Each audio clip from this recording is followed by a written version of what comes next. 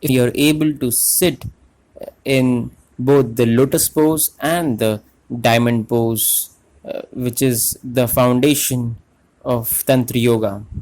But now, if you observe the diamond pose that I have demonstrated over here, it is not the conventional traditional diamond pose that is taught by other schools of yoga, but this is the tantric version of the diamond pose. That means this is the diamond pose of the school of Tantra Yoga.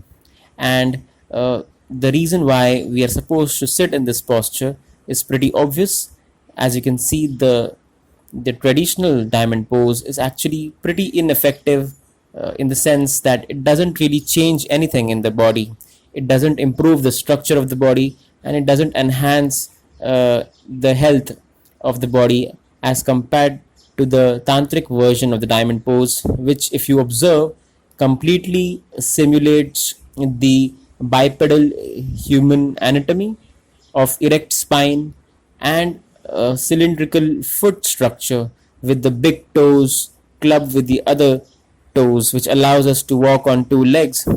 This tantric Vajrasan perfectly simulates that, because if you see our closest relatives, the great apes, have opposable thumbs in their legs too, but the opposable thumbs of our legs, the legs of human beings, is clubbed with the other toes, and that is what allows us to walk on two legs. And this tantric Vajrasan not only simulates that anatomical transformation, that evolutionary transformation, but it also helps in enhancing that structure, that basic bipedal evolutionary structure of the human body.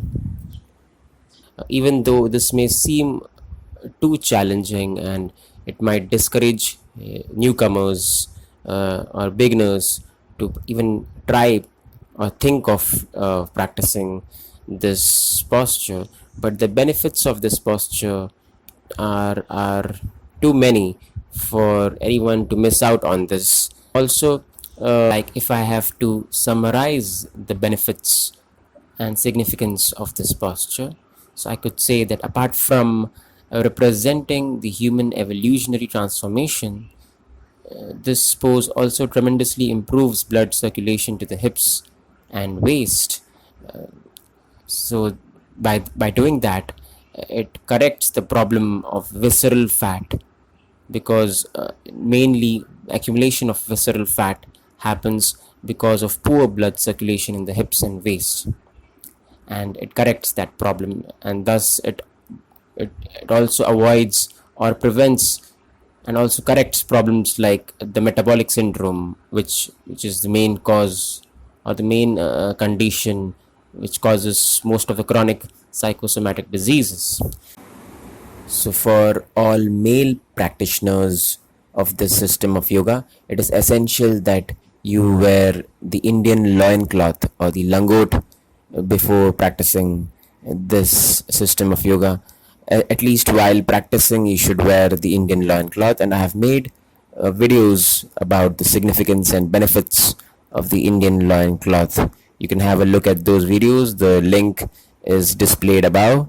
Apart from helping in the development of aesthetic abs by the reduction of visceral fat and by the strengthening of the torso muscles, this system of yoga also makes the abs functional and flexible enough to facilitate abdominal breathing, and that too naturally all the time. Now, abdominal breathing is the natural way of breathing that should be practiced whenever you're doing most of the practices. So that is the first thing that we look at.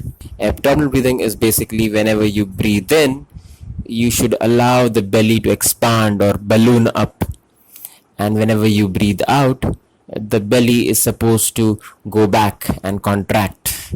That is what the breathing pattern should be like. Breathing in should make the abdominal wall balloon up, and the breathing out should make it go back. And that is something that we do every time we do most of the yoga practices. Abdominal breathing is what everyone should be practicing.